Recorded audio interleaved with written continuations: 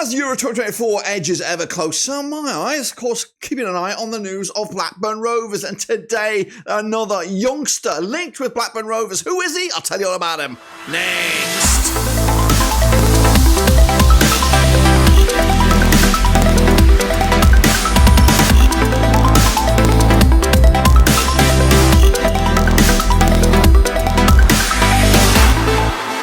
That's right, folks, back with another video today. It's more transfer rumours bubbling with Blackburn Rovers, and we're talking about a defender. That's right, young defender could be coming in on a permanent deal. That's right, we'll talk all about it in a second. Big shout out to the VIPs. They are the patrons, you know who you are. And again, if you're new, where have you been? Smash your subscribe, boys and girls. Your one-stop shop for Rovers news is right here under one Rooski. Of course, today I'm looking at a youngster who's playing in the non-leagues. That's right, and he goes by the name of George Nevett. That's right. Who is he? Where's the source? Show me the evidence. Well, I'll tell you right now. It comes courtesy of this article on the HITC website. Of course, Rovers are in good company, though, for this youngster with the likes of Ipswich, Crystal Palace, Southampton. So initially, you're thinking it's not going to be good news for Rovers, but he is, of course, a regular. He was a regular for, and we'll take a look at his numbers in a minute, for Rochdale, of course, Northwest club. So we've got familiar territory, and he is only 18 years of age. Exciting guy playing for the under-19s for Wales. Who is he? Well, I'm going to do a bit of a deep dive of him right about now. So let's get into it and have a look at who we are talking about, of course. And I'm not going to be in the shot here, so you're lucky. I'm not going to be in it. So here he is in all his glory, of course, representing the Dale. That's right. And let's take a look at his numbers. Of course, he's 18 years of age. He just turned 18 earlier this year. A whopping 185 centimetres tall. He can play for Wales. He can play for England. And he plays as centre-back with a right foot. Now that I say that with a significant emphasis because I may have done something a little bit wrong with the video, but it doesn't matter. We're going to talk about him and just take a look at what he's all about. His contract does expire in a couple of years, so cards lie firmly with Rochdale, but just how much leverage do they have with this youngster? He played a whopping 34 times for Rochdale, and that last season, picking up 3 yellow cards and 1 assist. He was in the starting 11 70% of the time. Played 70% of the minutes. Was involved in just 1% of the goal participation, but he's not there for that. He's, of course, there to help at the back. Now, he can play at centre-back, which, of course, is his bread and butter, but he can also play at left-back. That's why, when you see further down the road here, why I've opted for that. But he's young, he's hungry, he's determined, and he's going to go somewhere, I feel. I just don't know if Rovers are the club to be. So look at his numbers then, shall we? 35 times for Rochdale senior team. He played for the under-18s as well. He did play in League 2 for 1 match. That was probably when Rochdale were in League 2. And, of course, has played twice for the Wales under-19s, and that was within this last 12 months. So he ain't no slouch. Just take a look at his heat map. Look at it. Look at it. He is, of course, a right-sided centre-back, playing down, can play on the left-hand side as left-back. So that's why when you look at this data, you're thinking, I'm thinking he's a left-sided centre-back. So when we do some comparisons, that's why I've got him up against a certain person. But anyway, as you see, prefers the left-hand side of midfield, despite playing with a right foot. So, but he is young. He's still raw. He could be moulded into a better player.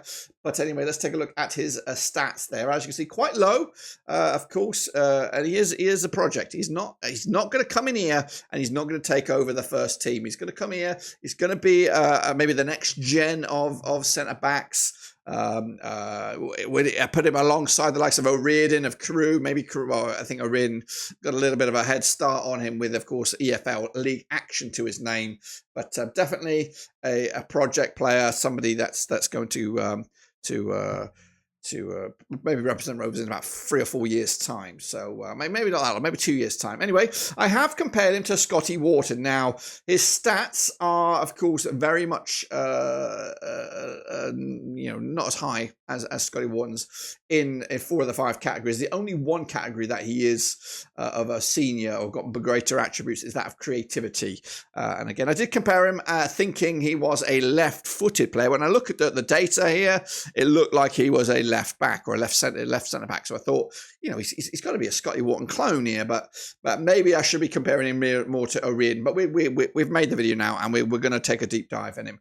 And of course, when you do look at the numbers and the stats and some of the figures, it does it would give Scotty Wharton a bit of nightmares, I think, because this guy could come in here and challenge him despite being right-footed. So let's compare these two side by side then, shall we? Of course, one's playing for Rochdale, one's playing for Rovers, and again, let's not sugarcoat it, guys. We have got competition for this kid's signature, so I'm not saying we're favoured, but we have been mentioned and we're in there. Is a solid link.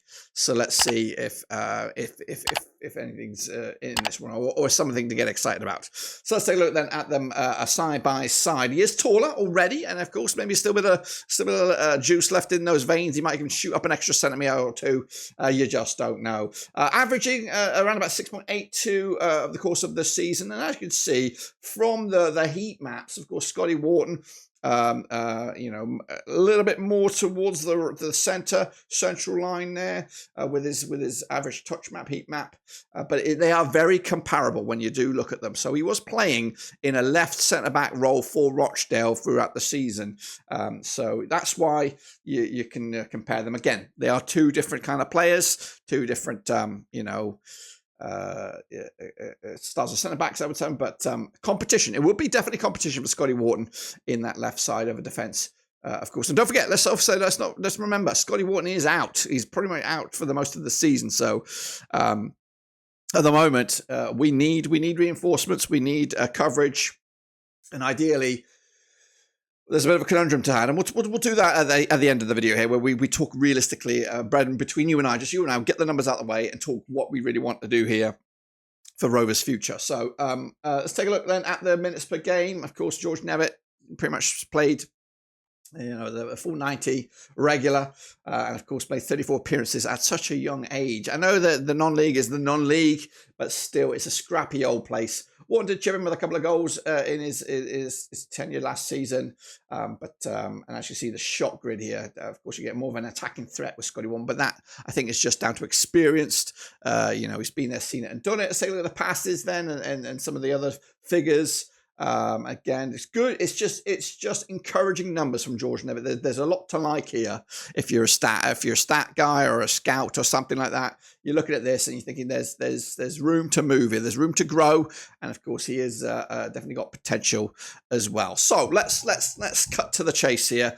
Rovers right now, the backroom staff, the recruitment staff is a bit of a shambles, of course. I think we've fired or 3 people are going. We're expected to hire a couple of people, maybe even more than that, to really shape up that backroom staff. We are going off last season's notes of the players that have been scouted, have been earmarked, tagged either from that the staff that are no longer there. Now, are we going to throw all that homework out the window, or are we going to take a punt with some of that knowledge and some of that research that they've done in the past 12 months or 24 months, like that? So that's where we're at. And of course, I don't know how if you were as a Rovers fan, how would you judge Rovers recruitment over the past couple of years? There's been a couple of hits, Smodic, Hyam, Britain, but they were, of course, experienced players. The youngsters coming in, of course, we're looking at, we're sticking by the model to a point by spending a little bit of money on some youngsters. O'Riordan, of course, potentially.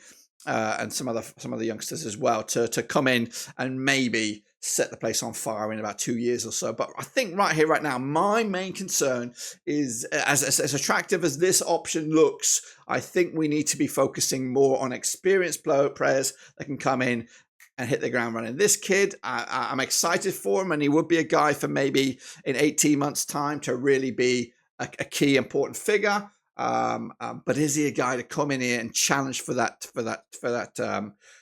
starting berth? Because if the season was to start tomorrow, who is going to be our centre backs? We got Scotty Wharton out. We've got Dom Hyam. We've got hopefully McFadzean and O'Riordan. I think those are the 3 that are contenders. We're a little bit light in those numbers.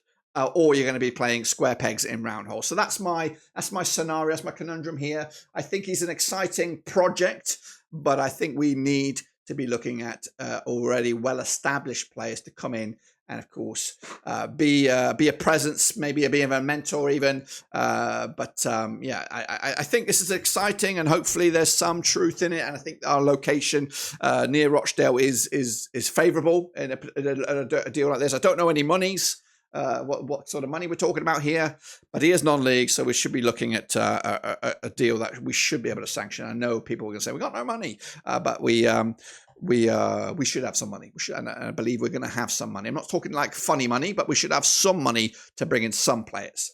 Yeah, for me, excited, but let's kind of concentrate on the first team for right now. I think we're lacking. We lacked a lot last season, and we got found out. And I think the fan base kind of needs a morale booster right now. I think we need something to launch our teeth into to go, fuck me, that's a great signing. That's going to get me excited. That's something to look forward to next season. A defender, a young defender that might not be in the first team for a good 2 years. It's not really going to go, oh, I'm going to go renew my season ticket, or I'm going to go and run out and buy the new shirt. There is nothing at the moment that gets me excited about next season. We're going to lose Smolich. We believe that. So who's the lure? Who's the lure for Rose? Who's going to make us rush out and buy the new merch? With, of course, we need a wow factor. And unfortunately, we're not going to get that in defence. We need a player. But anyway, that's just my personal opinion. Let me know your thoughts and opinions. I'm excited. Hopefully, of course, there's something in it. But right now, it's all rumours, all murmurings. And we've got some fierce competition by the looks of it, with 3 decent Premier League clubs all sniffing for his site signature. The benefit for us is we have Academy that is maybe thriving right now with, of course, the success of Adam Wharton making a switch from Rovers. Of course, there's a pathway there from the Academy to the first team, and of course to a Premier League move. It's working, it's nice, it's great. We should model the Academy on Adam Wharton and use that as promo, as marketing for a player such as this, who of course would fit into that mold. Anyway, that's of course my thoughts. Subscribe, smash the like, more Rovers content as and when I get it. Until then, we are done.